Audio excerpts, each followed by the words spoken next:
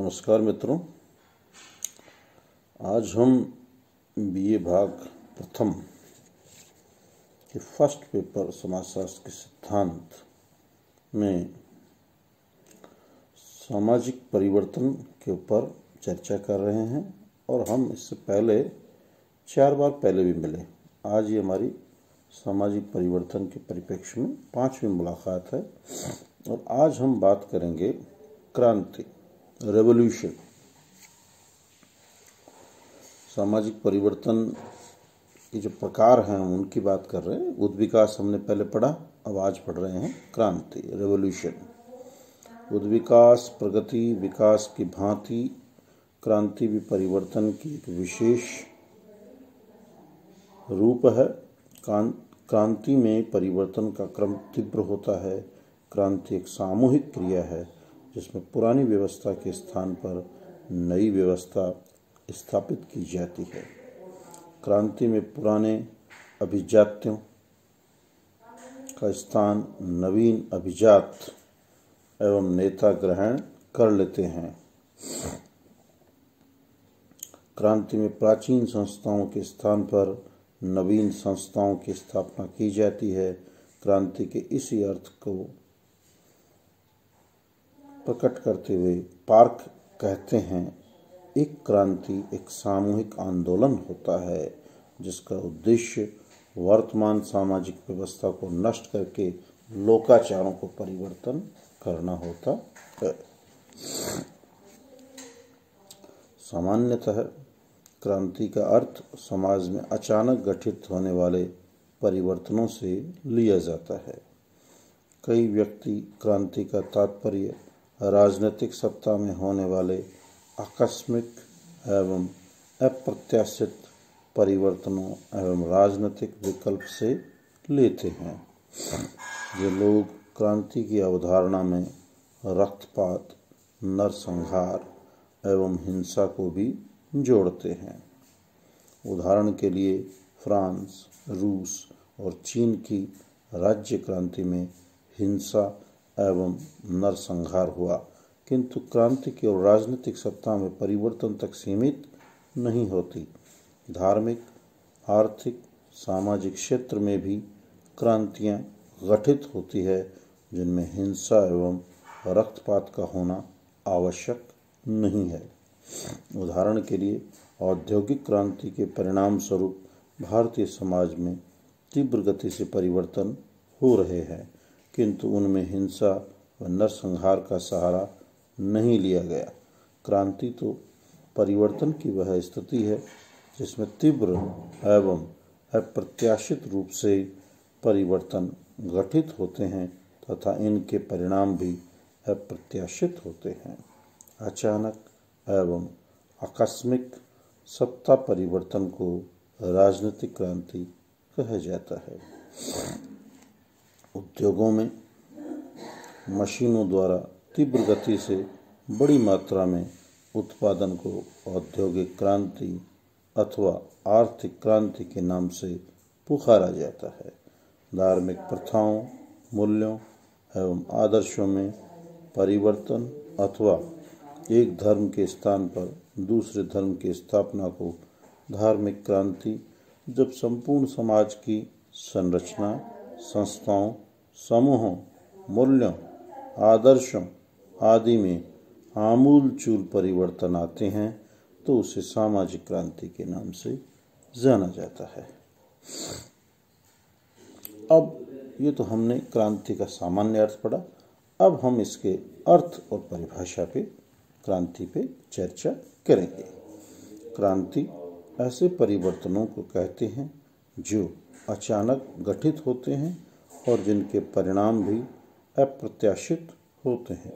क्रांति के परिणाम स्वरूप समाज के नेतृत्व एवं संरचना में आमूल-चूल परिवर्तन आ जाते हैं। क्रांति को परिभाषित करते हुए बुगाडस अपनी पुस्तक सोशियोलॉजी में कहते हैं कि सामाजिक क्रांति असद्भावना तथा रक्तपात की कीमत पर शक्तिशाली विप्लव पैदा करके अच्छे व बुरे दोनों प्रकार के मूल्यों को उखाड़ फेंकती है तथा विस्तृत सामाजिक पुनर्गठन की मांग करती है। इसी प्रकार क्रांति को परिभाषित करते हुए किम्बल यंग अपनी पुस्तक हैंडबुक ऑफ सोशल साइकोलॉजी में कहते हैं, क्रांति एक ऐसी आकस्मिक सामाजिक परिवर्तन है जो साधारणतः वर्तमान राजनीतिक व्यवस्था को बलपूर्वक उलट देने से गठित होता है और जिसके फलस्वरूप सामाजिक तथा कानूनी नियंत्रण के नए स्वरूपों की स्थापना होती है। उपर्युक्त संपूर्ण विवरण के आधार पर अगर हम सामाजिक क्रांति की विशेषताओं की बात करें तो ये निम्न विशेषता लिए हुए है। जैसे पहली और महत्वपूर्ण विशेषता है कि क्रांति सामाजिक परिवर्तन का एक ढंग या प्रकार है।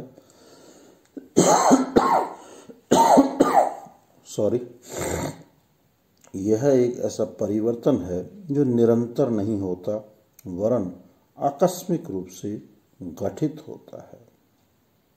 दूसरा, क्रांति के कारण सामाजिक नेतृत्व में परिवर्तन आ जाता है। पुराने नेताओं एवं अभिजातों एलिट क्लास होती, एलिट्स का स्थान नए नेता एवं अभिजात ग्रहण कर लेते हैं। नेक्स्ट, क्रांति का क्षेत्र व्यापक है।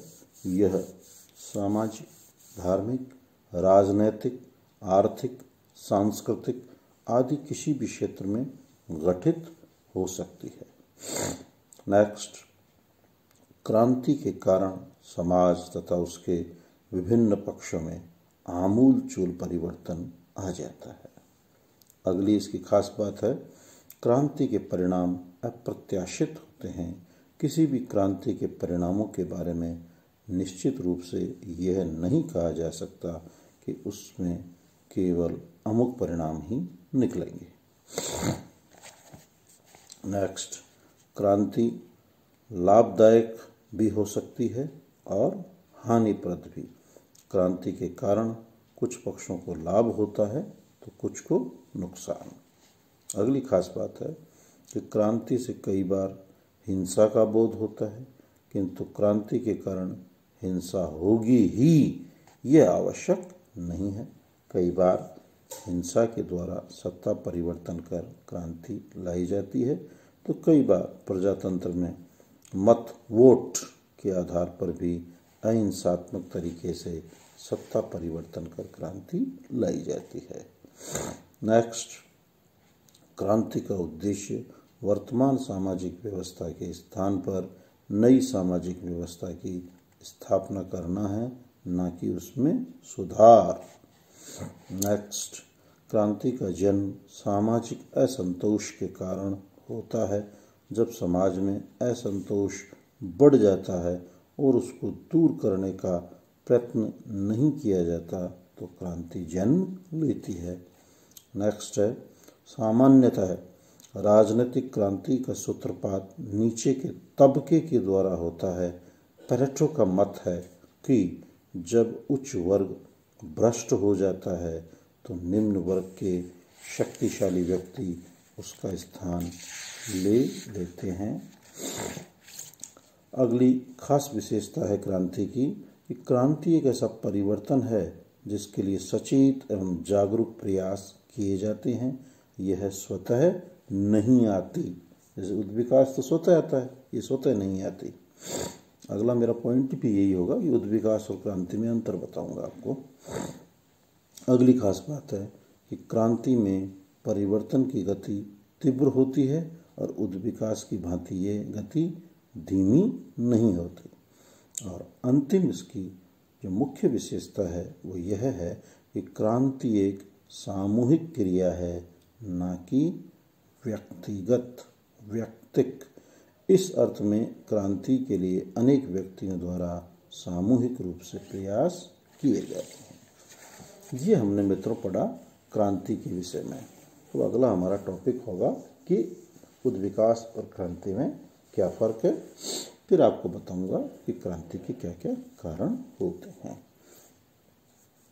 पुनः आपसे बार बार यही आग्रह है, यही मेरा सजेशन है, सुझाव है कि आप ज़्यादा से ज़्यादा वीडियो को लाइक करें, सब्सक्राइब करें, कमेंट्स करें, आपकी प्रॉब्लम्स पूछें।